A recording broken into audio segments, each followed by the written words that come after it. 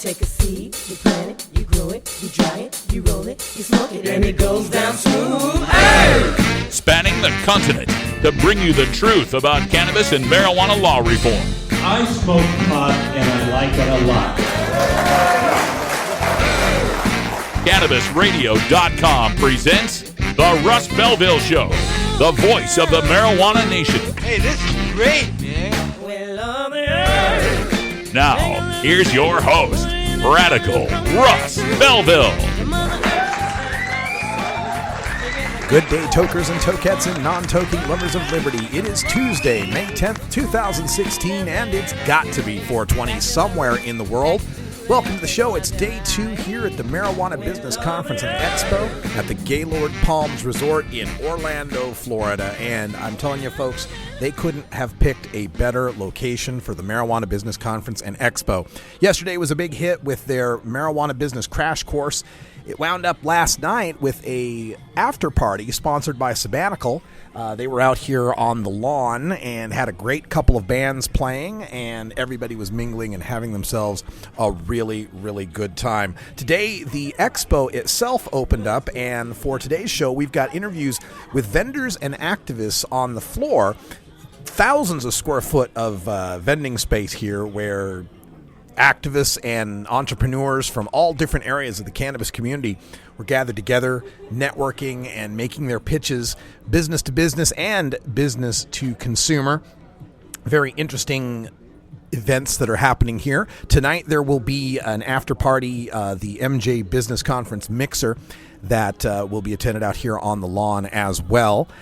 I'm here just a little later today because I spent last night till 1:45 in the morning Eastern time watching Steph Curry and the Golden State Warriors break my heart as a Rip City fan, but all you can do is tip your hat to greatness like that. My God, that man took over the overtime, didn't he?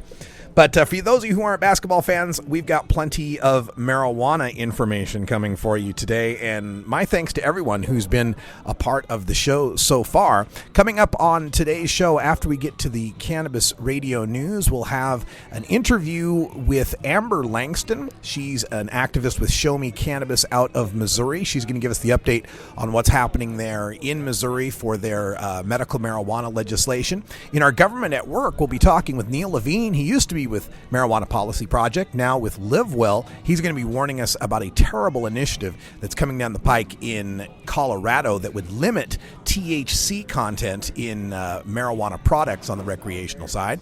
Then in our Cannabis Chronicles, we speak with Cassandra Farrington from MJ Business Daily. They're putting on this event. We've also got some time with Lance Ott from Guardian Data Systems, and we'll finish up Cannabis Chronicles with my pick for Radical Russ's damn coolest thing I've seen at this expo, the Vapor Slide. Check my Instagram account at Radical Russ if you want to see pictures of this thing. It's pretty cool.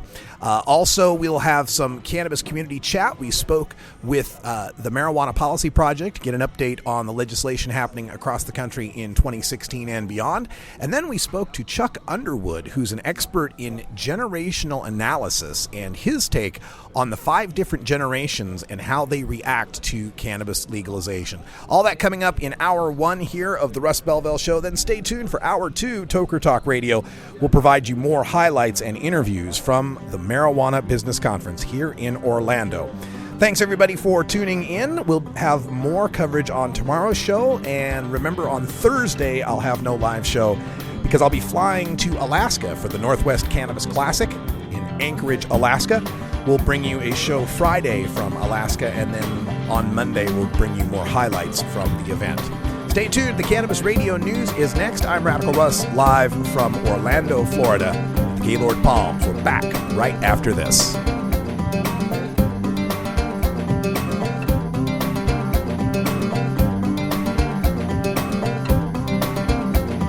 This is the Russ Belville Show on CannabisRadio.com.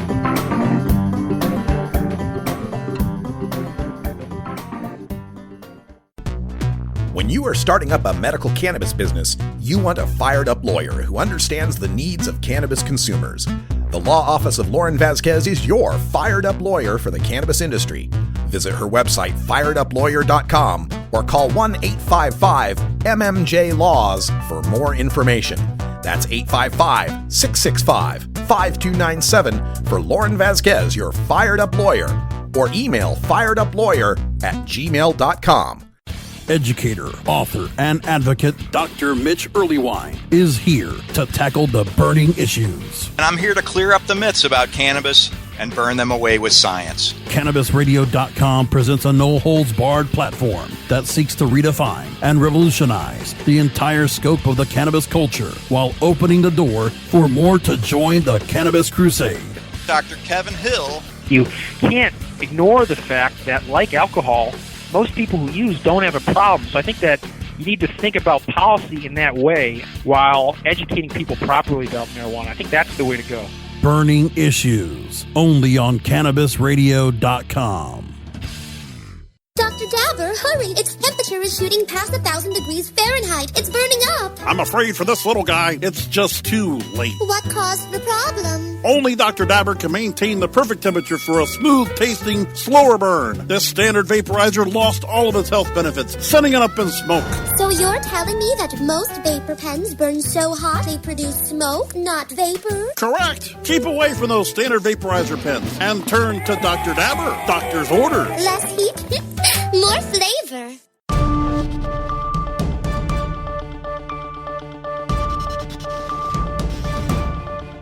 It's time for the Cannabis Radio News, covering the latest headlines in consumer cannabis, medical marijuana, and industrial hemp.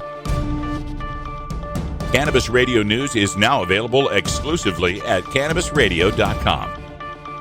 Now your marijuana headlines in 4 minutes and 20 seconds. This is Cannabis Radio News. This is your Cannabis Radio News for Tuesday, May 10th, 2016. Washington, D.C. 6 states that allow marijuana use have legal tests to determine driving while impaired by the drug that have no scientific basis, according to a study by the nation's largest automobile club that calls for scrapping those laws.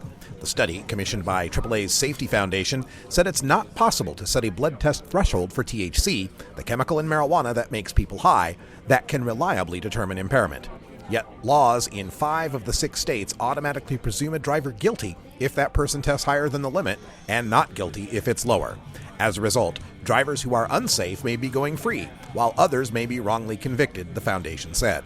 The foundation recommends replacing the laws with ones that rely on specially trained police officers to determine if a driver is impaired, backed up by a test for the presence of THC rather than a specific threshold.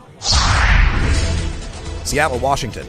The Ninth Circuit Court of Appeals is expected to issue a ruling soon on the scope of the law that could pave the way to end or overturn at least 6 federal marijuana criminal prosecutions and convictions in California and Washington, and limit future prosecutions of medical marijuana users and dispensaries in 8 western states that allow them. At issue is a congressional amendment that said the Department of Justice could not use funding Congress allocated to it for 2015 and 2016 to prevent states that have legalized medical marijuana from implementing laws that permit its use, distribution, and possession. The DOJ has interpreted the law more narrowly, saying it prevents prosecutors from trying to block state medical marijuana laws or charging state officials who implement them, but permits U.S. attorneys to go after marijuana dispensaries and growers. Columbus, Ohio. The Ohio House has passed a proposal to legalize medical marijuana in the state. The bill would bar patients from smoking the substance, but allow them to use it in vapor form. Under the legislation, a 9-member Medical Marijuana Control Commission would set rules for cultivating, distributing, and licensing cannabis. Communities could opt out of hosting dispensaries. Employers who want to maintain drug-free workplaces would be protected from liability. The bill passed on a 70-25 vote Tuesday. The Senate plans to begin hearings on the measure Wednesday. Lawmakers are seeking to head off a proposed November ballot issue supported by the National Medical Marijuana Movement. Orlando, Florida. Orlando has become the latest city in Florida to embrace marijuana decriminalization. By a 4-3 vote, the Orlando City Council approved the measure that will allow local police to charge those possessing 20 grams of marijuana or less with a civil citation of $100 for a first offense, $200 for a second, and $500 for subsequent offenses. Orlando joins the cities of Miami Beach, Hallandale Beach, Key West, West Palm Beach, Wilton Manors, and Tampa, as well as Miami-Dade, Broward, Palm Beach, and Volusia counties in decriminalizing marijuana possession. Denver, Colorado. The children of a woman slain by her husband following consumption of marijuana edibles has filed a first-of-its-kind wrongful death lawsuit. Christine Kirk, age 44, was shot by her husband Richard as she had called 911 to report her husband acting psychotically. Their 3 sons were in the home at the time, and their guardians, the maternal grandparents, have filed the lawsuit against the edible manufacturer and the retail distributor, alleging they failed to warn the husband, Richard, of the hallucinatory and psychotic side effects of cannabis use. A half-eaten 10-milligram THC edible was found in the home after the shooting.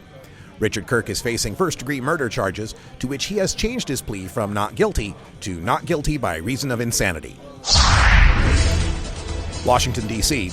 Libertarian presidential hopeful Governor Gary Johnson says that marijuana legalization will reduce substance abuse overall in America. Speaking to CNN, Johnson said, quote, "On the medicinal side, marijuana products directly compete with legal prescription drugs that statistically kill 100,000 people a year. And on the recreational side, I have always maintained that legalizing marijuana will lead to less overall substance abuse." End quote. Johnson was the Libertarian Party's 2012 nominee and winner of 1% of the national vote. He believes also that voter discontent with Republicans and Democrats, which may both nominate historically unfavorable candidates in Donald Trump and Hillary Clinton, will lead to a boost for his Libertarian candidacy. This has been your Cannabis Radio News for Tuesday, May 10th, 2016. I'm Russ Belville.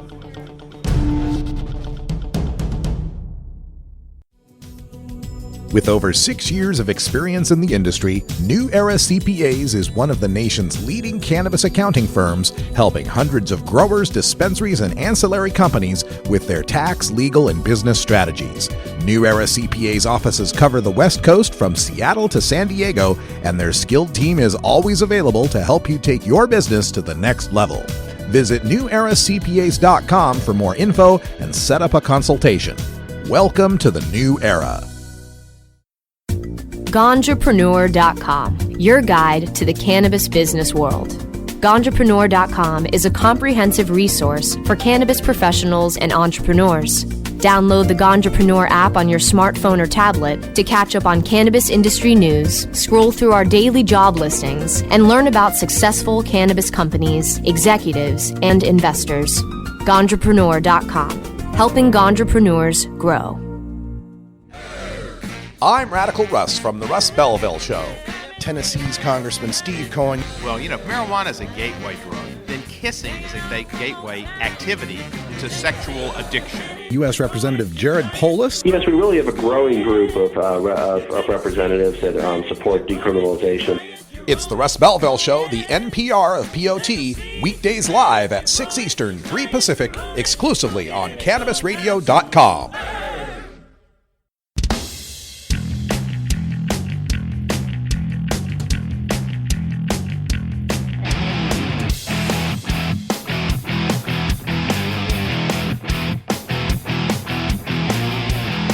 Activism begins with ACT. The Russ Belville Show features the stories of hardworking grassroots activists working for an end to prohibition in today's activist agenda.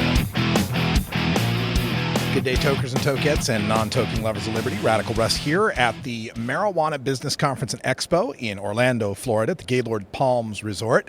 And I've run into a fellow activist. We're rare birds here at these business conferences, but Amber Langston is here with Show Me Cannabis. Hi, Amber.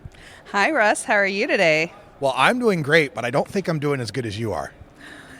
Probably not. We're pretty excited from those of us from the Show Me State today. We turned in all of our signatures yesterday to the Secretary of State for our medical cannabis initiative that's, we presume, will be on the ballot in November. Yeah, I saw the pictures on Facebook, you guys sitting with a truck full of boxes and boxes of these petitions. Is there a number that you have as far as how many got turned in?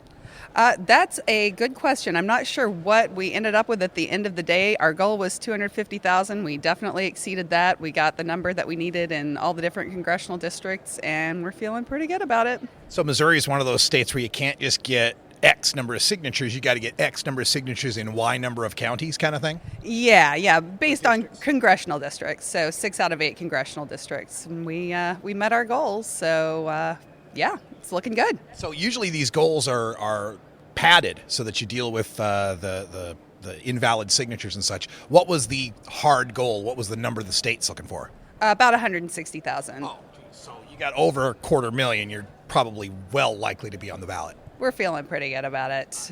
Lots of good volunteers and a good consulting company getting signatures with us. So, yeah, it's pretty great. That's awesome. So give people a breakdown of what happens when this cannabis bill gets on the ballot and passes. Well, so we've got a little bit of time, but we tried not to give them too much time. The Department of Health will then put out a process for applications. There will be a number of licenses available. We made sure that there is a floor and not a ceiling. So for every county, there'll be at least one license up to 30,000 people. And then beyond that, there will be, for every 30,000, they get another license. And then similarly, well, not for dispensaries, but cultivation is one for every 50,000, or one for every 80,000, and then infused products, one for every 50,000. Wow, that's good news on the industry side. How about for the patients? What are they allowed to possess? Can they grow, for example? Yes. So we wanted to make a very business-friendly and very patient-friendly model. So up to 6 plants of home cultivation. We don't define stages of growth, so just 6 plants. There are a list of conditions suggested, but really we feel that it's up to the doctor, and doctors should have a right. Missourians support doctors' rights to recommend cannabis. So if you've got a condition and cannabis can help it, you've got a doctor that thinks that you should be able to be a legal patient in Missouri. So this sounds as if it's a throwback to late 20th century, early 2000s medical cannabis, where you can grow your own and doctors are kind of in charge of the process rather than legislators setting up a fixed list. Right. Yeah, we are one of the holdouts, I suppose, on states that can put an initiative on the ballot and people can actually have that input into creating the language. Our legislature was attempting to pass something this last session, but they narrowed it down to only end-of-life care, and it was very few dispensaries and no home cultivation and the typical things that politicians like to do because they don't know anything about this issue a lot of the time. They figure, oh, well, as long as you're dying, we can let you get high. Right, exactly. What a sad state of affairs that is. So I imagine you're in the campaign phase now. You'll have to be campaigning to tell people this will be on the ballot and what good it'll do for Missouri. How can people get involved with that? Well, if you want to go to newapproachmissouri.com, that's the name of our campaign committee. And of course, I'm still involved heavily with Show Me Cannabis. You go to show-mecannabis.com and you can figure out how to help us out, how to get, support the cause, get people registered to vote, get awareness out there, education on our issues. We don't have too much of an opposition yet, but it is a battleground state. We are likely to see some conservatives, I think, pop up and say they don't like us. So I know. I think we can handle it. What's the prognosis for passing this? I mean, you have polling that shows good support for this? Yeah, I think most recently there was a poll that had our ballot measure specifically at 59%. Wow. Yeah, and I just heard someone telling me that yesterday, and honestly, I just flew to Florida last night, and I haven't actually looked at the poll yet, but that's pretty good for the actual ballot language, and other polls have showed up to 70% and even greater support, so... This is amazing. Florida's on the ballot for medical. Ohio's pushing for it. Arkansas is pushing for it. And now you guys look like you'd be on the ballot. We could have 4 more medical cannabis states by the end of this year. How does that make you feel? Woohoo!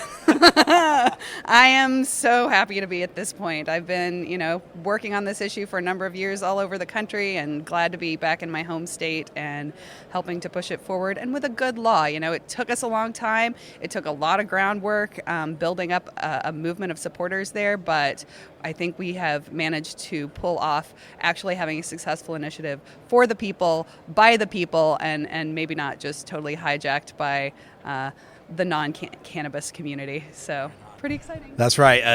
A law built by activists for patients.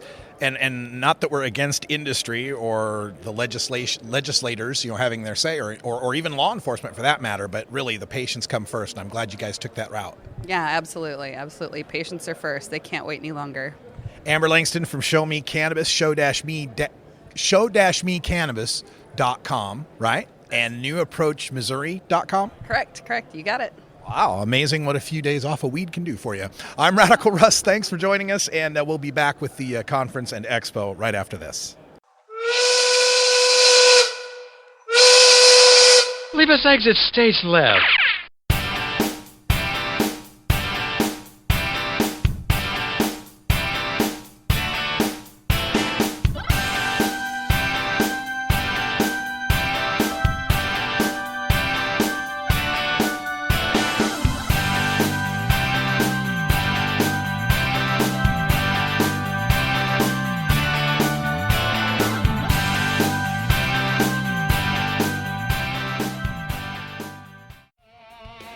Coming soon to a city near you, Cannabis Finance Boot Camp. Get all your cannabis accounting, legal, and compliance questions answered by their knowledgeable panel of industry experts who want to help your canna business boom. Whether you're a grower, dispensary operator, or a newcomer to the field, your canna business needs Cannabis Finance Boot Camp. For information on upcoming events, visit cannabisfinancebootcamp.com. Growing green to generate more green. Hello to all you happy herbalizers, smiling trippy hippies, and everyone who believes in freedom and tolerance. This is The Grow Show, and I'm Kyle Cushman. From food to fuel, from remedy to resource. Welcome my guest, Ed Rosenthal, the guru of ganja. Let me ask you, right now I hear your lighter clicking. Are you smoking indoor or are you smoking sun-grown? What am I smoking? I'm smoking concentrate. Way to get out of the answer there. So you're truly like the king, right? You just clap your hands and somebody brings you a bowl and you're all set, right? I wish that were the case. The Grow Show with Kyle Cushman, only on CannabisRadio.com. Great websites today need expert web design and development and need to be e-commerce ready and mobile friendly. But building a marketable and profitable website can be an uphill climb. Ready to make your new website or replace your existing website? Think Orange as the new way to get in the black. Orange Hill Development works with Fortune 500 companies and offer the same top quality development service at a fraction of what other providers charge. Brands like Absolute, Carlsberg, and Nestea trust Orange Hill Development. Find out why you should trust your website with Orange Hill. Contact Orange Hill for a consultation today at orangehilldevelopment.com.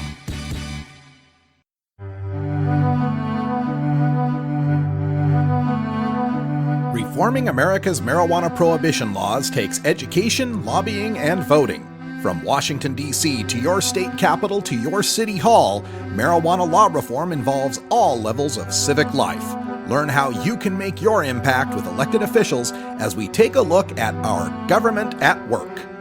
Radical Russ here on the expo floor, and I've run to my good friend Neil Levine, longtime activist and member of the industry here, who's got some very interesting news we need to be made aware of. Welcome back to the show, first of all. Yeah, thanks, Russ. And you're with LiveWell, right? I'm with LiveWell and Light and Health, based in Colorado.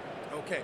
And you were telling me something about a 16% initiative that we need to be keeping our eyes on. What's going on?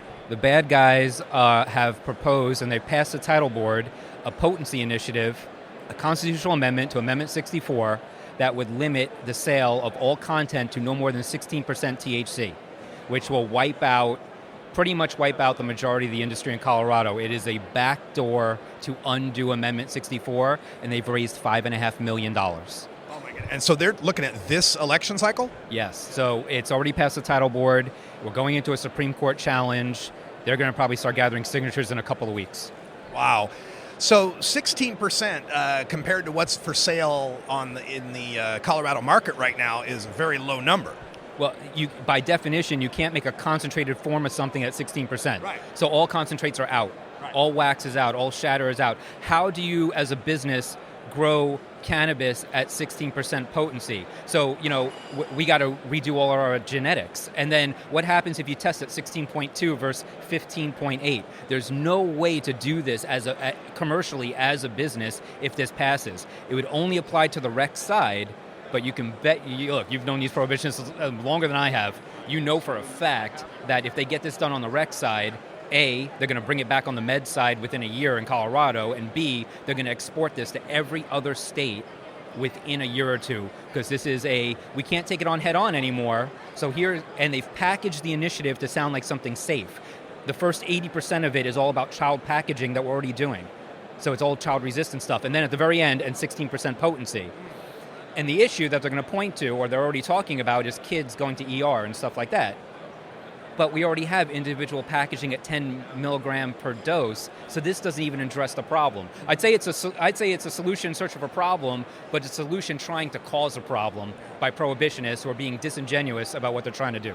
It reminds me a bit of the abortion rights issue, where they couldn't attack Roe v. Wade directly, so they're going to limit how many clinics there are, what the operating hours are, and all these different backdoor ways of trying to attack these rights. It's pretty nefarious. It's a lot of the same folks.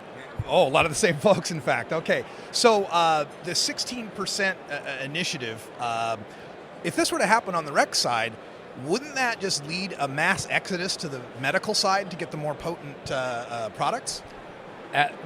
So it doesn't make sense on so many levels, right? Yeah. What it's going to do is it's going to drive people back into the criminal market, and again, solution in search of a problem. So the industry, on the rec side, it passes in 12, right? We're going to see childhood use spike, hasn't happened. We're going to see all these crime spike, didn't happen. We're going to see all this death on the highway spike.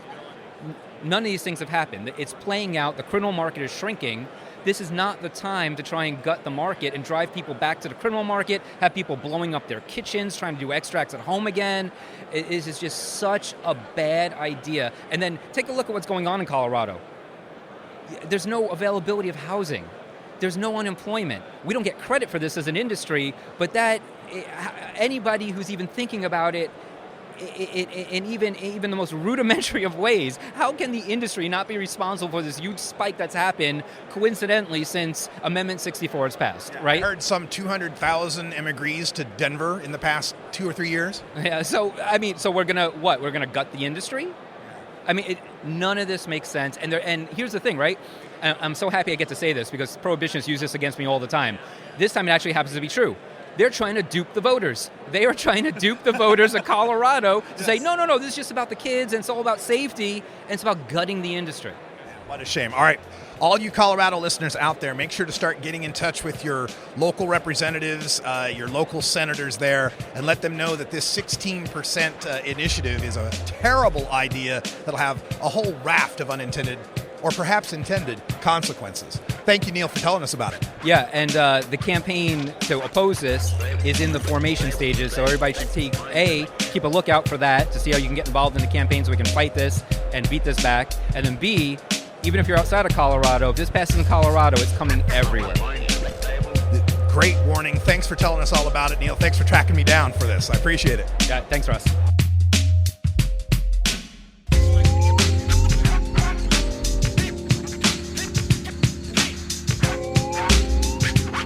This is the Russ Belville Show on CannabisRadio.com.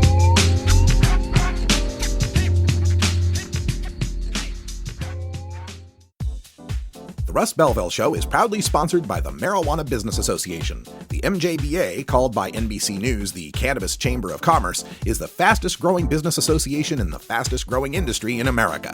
I've been working with the MJBA for years, and I personally invite you to join the MJBA. MJBA also publishes the popular MJ Headline News on Facebook and the MJNewsNetwork.com and Marijuana Channel 1 on YouTube. Visit mjba.net for more details. The next generation of vaporizers has arrived. Vuber vaporizers are blazing the way with unparalleled technology for oil, concentrate, or dry flower pens. Providing unsurpassed customer service and expert craftsmanship, Vuber vaporizers use cutting-edge technology, providing a power-packed, smoother vapor with a lifetime guarantee. Experience vaporizing the way it was meant to be. The Vuber way.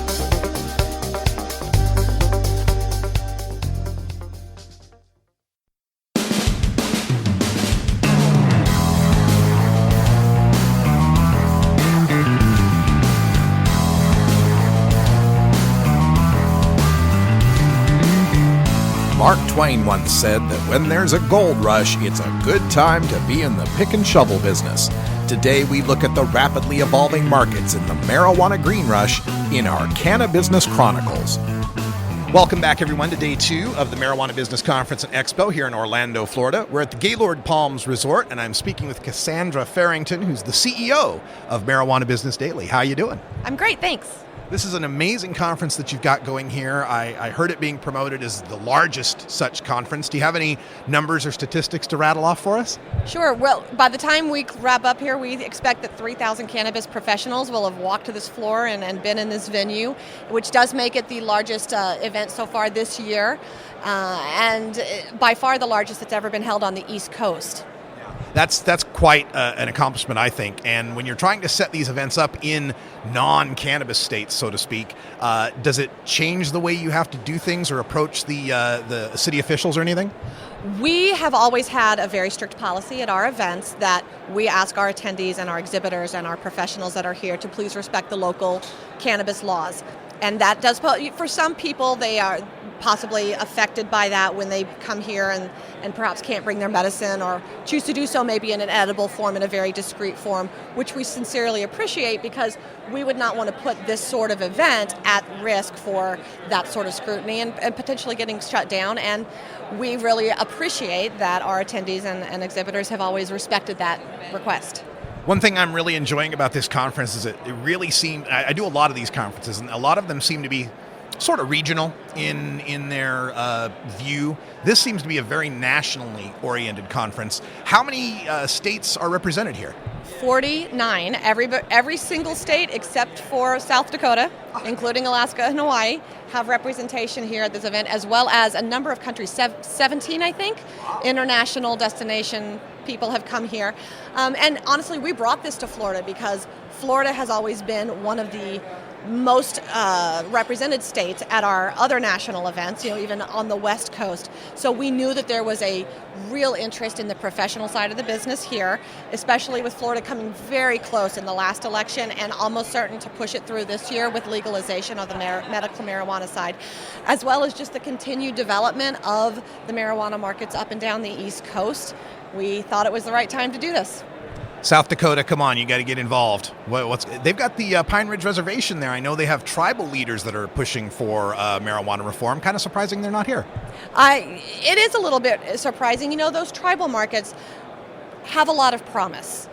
The realities of them have proven very difficult to navigate because not only are you navigating the unique laws of cannabis, which, as everybody who's involved in the industry know, can be very difficult and tricky to navigate, you've also got the whole tribal law element to that too, and so it almost makes it harder, not easier, as some people might think. Interesting. Now let's talk a little bit about Marijuana Business Daily and how you're helping the folks here in the industry. So with Marijuana Business Daily, our mission has always been to provide the news, data, information, analysis, insights to help people run their businesses better and to do their jobs better. That's been our mission from the get-go, and thankfully we've been able to provide and grow that to something that has turned into not just the daily but the magazine and this conference and expo to help the entire industry connect, learn, and grow together. It seems to be working. We've got a ton of people here. They all seem very excited about the promise of this industry.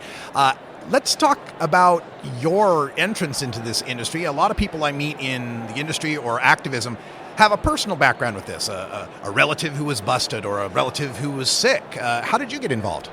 So we came at it from that media background, that business-to-business information standpoint. That's what my background is in. And in Colorado, when we started seeing dispensaries pop up all around, and we thought, what better group of people need that sort of information, need that sort of support that are not getting served right now? This was back in 2010, 2011, where we had that nugget of an idea, and so we put our oar in the water and have been rowing ever since. How many conferences have you put on so far? We've had 4 fall events, starting in 2012, right after the legalization vote in Colorado. We had our first event in the Denver market, and have since had 4 fall events, and this is our second spring event. We're having our 5th annual in Las Vegas this fall, and expect it to be an amazing, amazing event. I'm sure it will be. I'm really excited to be there myself. Let's tell folks the contact info and the websites they need to know to learn more about the conferences and MJ Business Daily. Sure. It's mjbiz.com. That is our front-facing portal for everything else. From there, you can see the magazine, the conference and expo, the daily itself, the Marijuana Business Factbook, and kind of everything we do to help this industry keep growing. There's so many different vendors here, and a lot of the ones we'd expect, lights, safes, security, software, and so on. Is there any exhibitor here that kind of caught you by surprise? Like, wow, I never would have thought they'd be a part of this industry. You know, I have ceased to be surprised by that. It is amazing to me. One of the things I love most about being in this industry, how many creative ideas there are and how many people are bringing their great insights from other industries into this one to really help this industry keep going. Excellent. Well, Cassandra Farrington, thanks for joining us here on the show, and good luck with the rest of the expo. Thank you, Russ. Welcome back, everybody. Radical Russ here on the floor for the Marijuana Business Conference and Expo. It's day 2. We're here at Guardian Data Systems, and we're speaking with Lance Ott. How you doing, Lance? I'm good, Russ. How you doing today? Thanks for having me. Great to have you here, and I'm really excited about what Guardian Data Systems is up to. I've heard some of the presentations, but tell our listeners a little bit about what you're offering. Well, today we're introducing the ROAR ERP platform. ROAR stands for Resource Optimization, Accounting, and Reporting. It is a mature business platform, ERP, otherwise known as Enterprise Resource Planning. No one offers this solution in to the cannabis industry today. Essentially, this is a suite of applications that you can utilize to manage every aspect of your business from one centralized hub. So rather than having a point of sale that's got to integrate with QuickBooks and then a third-party payroll company, for example, we bring everything in under one roof and allow you to manage your entire business, utilize your own information and data, but it also adds a massive amount of compliance to any organization. We've developed this for retailers, for dispensaries, for cultivators, for producers, for labs, delivery, of course, ancillary businesses, and then distribution. And I've got to emphasize the fact that this is a mature business platform, been around for 12 years. We simply took it and applied it to the cannabis industry. All right, so a lot of the processes and the software that people are used to, they'll see some of the similar functionality. Absolutely. And this is very user-friendly, very efficient. Again, if you plan on being in business in the cannabis industry within the next 2 to 5 years, you will need an enterprise resource planning platform. Also, we've got a lot of companies that are looking to go public. A solution like this allows you oversight over every aspect of your company as well. So if you do go to sell or if you do go public, this will add a lot of value to your valuation or to your exit. That's fantastic. Is there any training or tutorials available? Absolutely. We provide training at any point in time. We send folks out on the road to do on-site implementations as well. We have full training. We have access to 400 developers. Our guys are computer engineers. They're not just IT people. They're highly trained professionals, and we do provide complete training from A to Z. When you manage to put all of this together and you get the information from these companies, is there any sort of central collection on your side as far as being able to evaluate or give some statistics on the industry? Absolutely. We can give you insight into, again, every aspect of your business. We allow you to do projections on yields, projections on inventory. We can provide you with information on what's selling, what people like, what they don't like, all the way from scanning things incorrectly. For example, we were able to save one of our clients over $2 million or show them a $2 million savings over what they did last year because of simple things like scanning a package of 10 capsules as one. Just losing massive inventory, increased labor costs. There's nothing like this out there. I'm not the most tech-savvy guy in the world, but it took a long time for me to jump into this. But we did it for a very good reason. We know that it's going to add a ton of compliance. This is obviously quite disruptive, and we're a sophisticated industry now. This is absolutely necessary. With the rules and regulations and laws changing almost monthly, are there updates to this software to account for that? Absolutely. We have an entire compliance services module as well, so we provide complete state and federal regulatory compliance updates. We cover every state, of course, now, but we can do real-time updates as the regs change. It's a living system as well. All the reporting is in real time. We can actually take the compliance module and use the reporting and send that information back to the state, back to banks as well. These types of systems will give you the 360 degrees of oversight that will also give banks the necessary peace of mind to continue coming out of the shadows to serve the cannabis industry.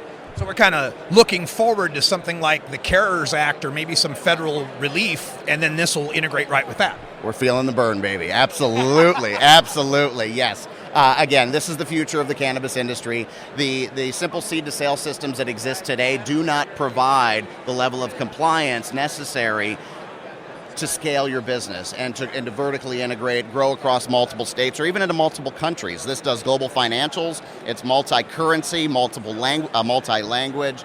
Companies like OtterBox use our system in the retail sector today. This was typically used for highly regulated industries with high quality assurance requirements. Very interesting. All right, Lance Ott, Guardian Data Systems. How can people get some more information on this? www.guardiandatasystems.com. You can call us at 888-900-0420, or you can always contact Radical Russ. He knows where to find us. I'll track you down, Lance. Thanks, man. I appreciate it. We guys with the short haircuts got to stick together. That's right. I left my hat at home today, and it's hot. Yes, it is. Thanks, Lance, so much. We appreciate it. I appreciate your time. Take care. Welcome back to the Expo floor here on day 2 of the Marijuana Business Conference and Expo. We're here with Brendan Gillis from Canopy Boulder. Yes, I'm part of the Canopy Boulder Accelerator program, and my company is actually Vapor Slide. Okay, Vapor Slide. So let's talk about Vapor Slide, because this is what I'm looking at here. The front of it is like a vapor cartridge. The back of it looks like a 50 caliber bullet, and it's got some sort of trigger that looks like Prince designed it. What the hell is going on here? So we've actually created a more powerful pen vaporizer for the cannabis industry. We're concentrating on preloaded cannabis oil cartridges because we believe that's the future of cannabis. And as these extractions get better, there's going to be hundreds of different flavors to choose from. And we create products to, help the consumer enjoy these products. So our vaporizer is actually the first cannabis oil cartridge vaporizer that works either independently of itself, or for the first time ever, you can use it in your favorite water pipe. What? Wait a minute. I see. Okay, so we've got a nice standard beaker type water pipe, and then you're just sticking the vapor cartridge down the 18 millimeter?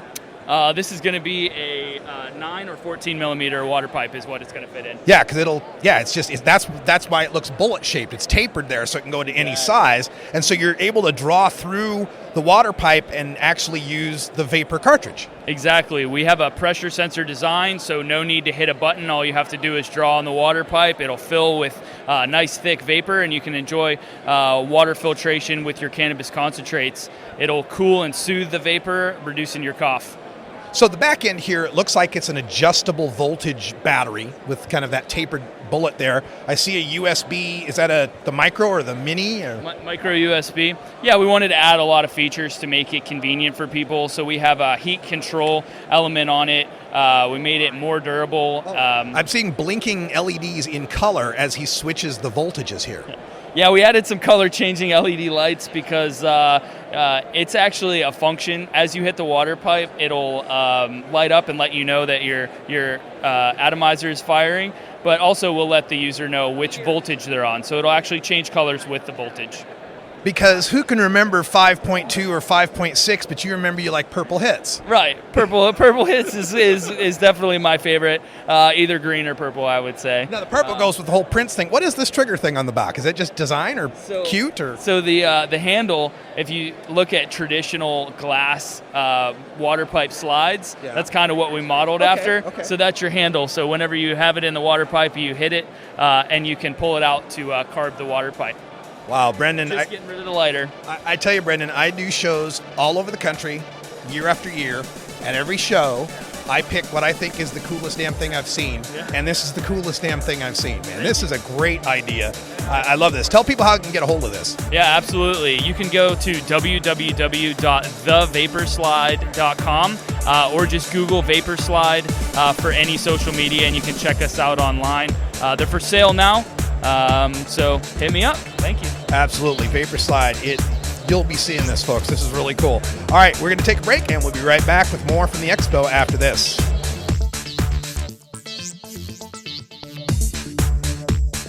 This is the Russ Belville Show on CannabisRadio.com.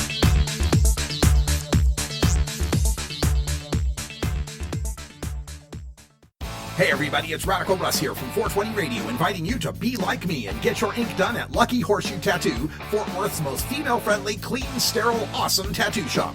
Thomas and his crew are true artists who can design you a custom piece or use a design you bring in. Lucky Horseshoe Tattoo also offers all styles of tattooing as well as piercings and all-around fun. In the DFW area, stop by Lucky Horseshoe Tattoo and tell them Radical Russ sent you. Trust me, it'll feel awesome. Don't want to spend money on a night out, but don't know what to do other than watching TV or playing video games? Consider playing guitar, bass, banjo, or mandolin. The instrument will give you hours of entertainment with friends with minimal expense. Stop by the Fingerboard Extension downtown Corvallis at 120 Northwest 2nd Street today, or check out its inventory on the web at fingerboardextension.com.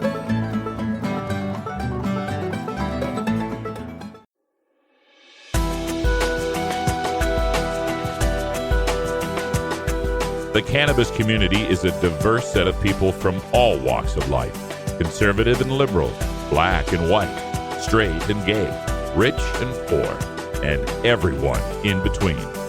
Learn more about the people we are freeing from adult cannabis prohibition in our Cannabis Community Chat. Welcome back, everybody. Radical Russ here on the Expo floor. Day 2 of the Marijuana Business Conference and Expo in Orlando. We're here with Chris Rempert from Marijuana Policy Project. Hi, Chris. How you doing? I'm doing well, Russ. How are you? I'm fantastic. And the other day, when I was here yesterday, I ran into another activist, and we kind of made a joke that, wow, another activist. What do you know?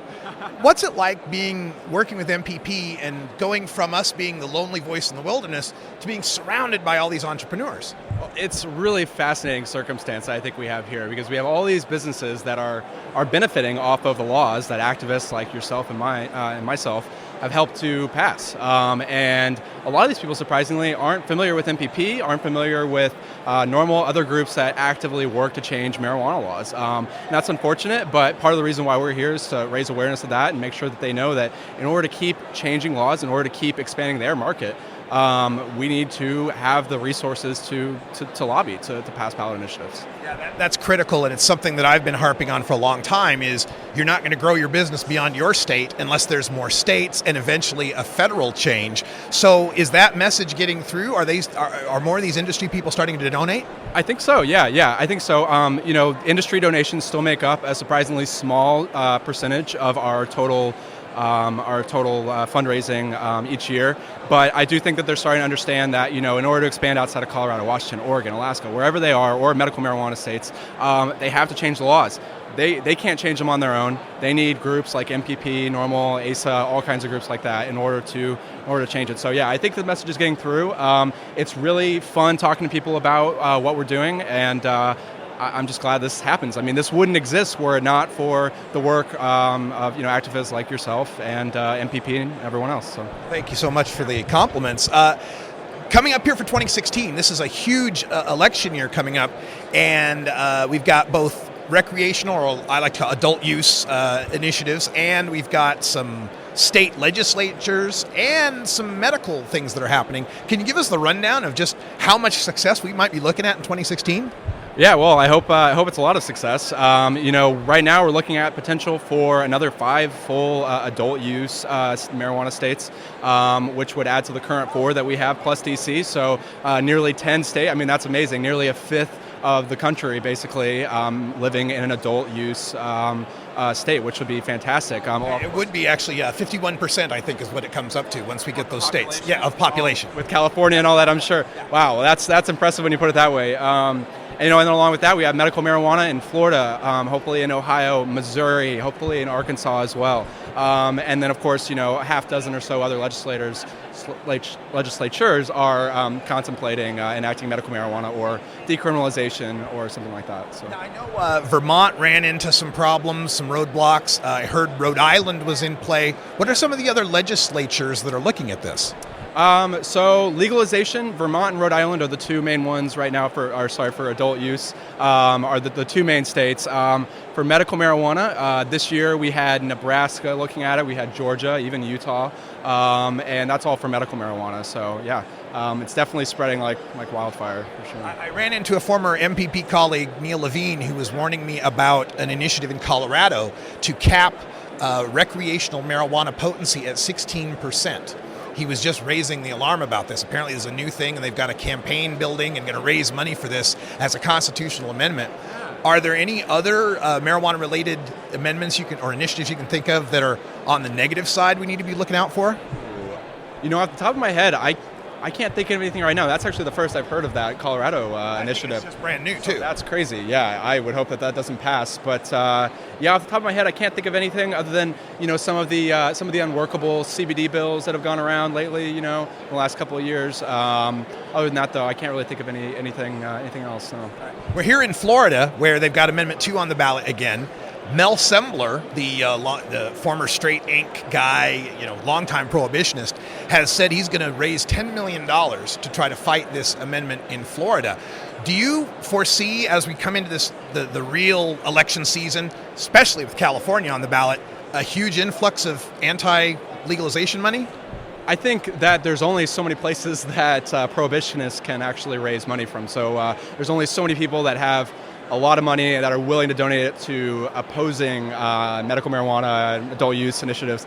So I don't think that we're going to see a whole influx of that. I think if we do, it'll be only in a couple of states. It'll be focused in a couple of states like Florida, like with Sheldon Adelson and all of that. So, I think I don't think we're going to have a huge issue with that, but you never know. When it comes down to it, we just have to make sure that our message gets out there to the people and that the voters just get out and vote. Like that's as simple as that. So, yeah. So let's assume the best for 2016. What's on deck for 2017, 2018, and beyond? So 2017, 2018, we got Maryland that's going to be looking at adult use legalization, and as well as Texas. We're going to be working heavily in Texas in 2017. Got a full-time lobbyist down there, Heather Fazio, doing a great job. And 2017, their sessions are only every 2 years, so 2017 we're going to be pushing hard for medical and adult use, both at the same time in Texas. So, yeah. That's fantastic. All right, give folks the website information they need or any other contacts you'd like them to know to get in touch with Marijuana Policy Project. Sure, yeah. If you want to reach out to MPP, hear anything more about us, or ask us any questions, mpp.org, marypaulpaul.org, as I like to say. That's the best way to find us, info@mpp.org. Any question you have, we'll be happy to answer it. All right. Thank you so much, Chris, for joining us here today, and good luck for the rest of the show. Thanks. Yeah, appreciate it, Russ. Welcome back, everybody, to the Marijuana Business Conference and Expo here in Orlando, Florida. Radical Russ here with Chuck Underwood, who delivered today's keynote address. Chuck, welcome to the show. Nice to be here. Thank you very much.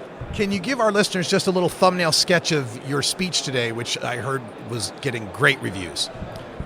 Thank you, George Jage and Chris Walsh from Marijuana Business Daily asked me to talk about the fact that America has 5 living generations. Each of them has different core values. Each of them has had a profoundly different experience with marijuana. And that means that this industry, the cannabis industry, needs to understand 5 sets of voters, 5 sets of users, 5 sets of potential investors, and to understand their differences in order to sell this industry successfully. Generationally, are we speaking like millennials, Gen X, baby boomers, silent, that kind of? And the 5th generation you haven't mentioned is the very oldest, and that's the GI generation of World War II fame. The basic premise of generational dynamics is that each generation came of age during very different times and teachings.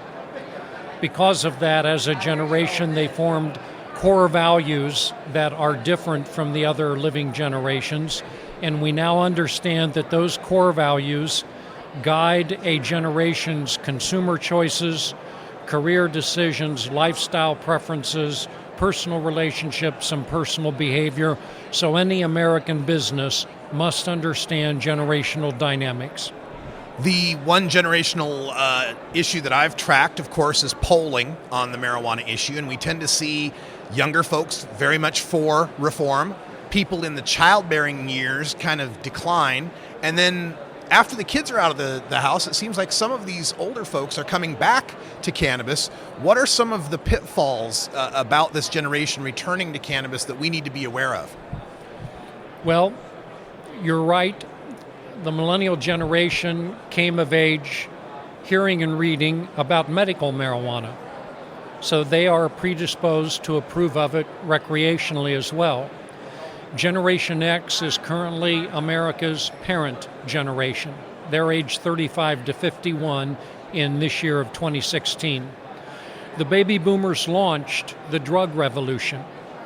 They had good experiences with it, they had bad experiences with it.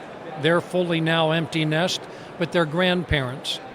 So when it comes to approval, baby boomers, because of good experiences and bad experiences, are probably divided on it. The older silent generation this year in its 70s and 80s was labeled our nation's last innocent generation, the final generation to come of age before the drug revolution, the sexual revolution, the women's movement, the civil rights movement, the war protest movement, and their primary use of marijuana will be medical, but that represents a significant opportunity if the cannabis industry can understand their generation's core values and communicate effectively with those core values. When you speak of these core values, generationally speaking, is there also some bit of geographic distribution in those values? For example, could people from the GI generation in California perhaps be better on than West Virginia? You're exactly right. Within each generation, you'll find different influences by geography, by gender, men and women, by ethnicity. Boomer blacks, for example, had a very different experience with drugs than Gen X blacks, and their experience was different from millennial blacks. Same thing with women and men of each generation, and same thing with West Coast, East Coast, and in the middle. So are you involved in offering consultation to some of these companies, or are there any books or reference materials people could get to learn more about this idea? Well, first of all, I'm not here to advocate for or against pot. I was invited here because my life is studying America's generations. And my book, which is entitled America's Generations, and just the second book I've written came out 3 weeks ago. It explains everything about everything generational. It's sort of the Bible of the industry. I don't know of generation/cannabis publications. They might be out there, but I'm not aware of them.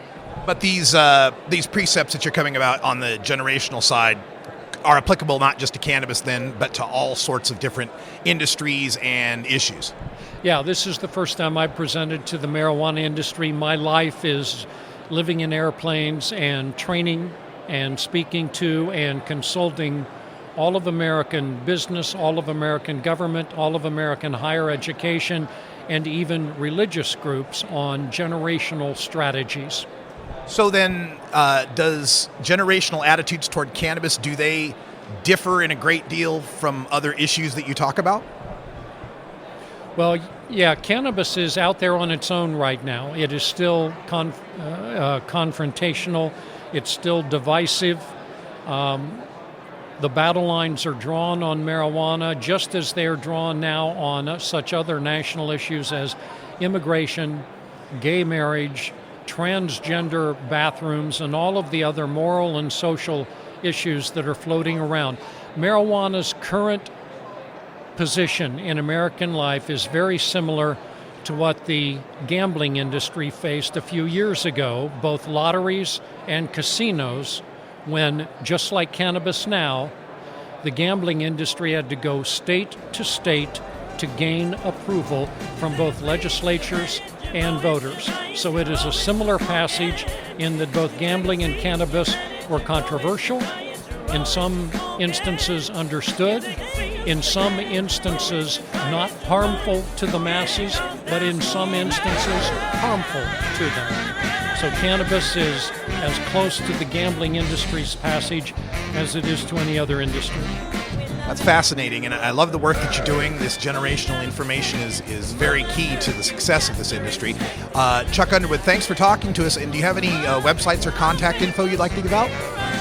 My website, it's best to just Google Chuck Underwood. My company's name is The Generational Imperative Incorporated, which is why the website is genimperative.com. Chuck, thanks for talking to us. We appreciate it. This is the Russ Belville Show. The Russ Belville Show is blogging and podcasting daily at radicalruss.com.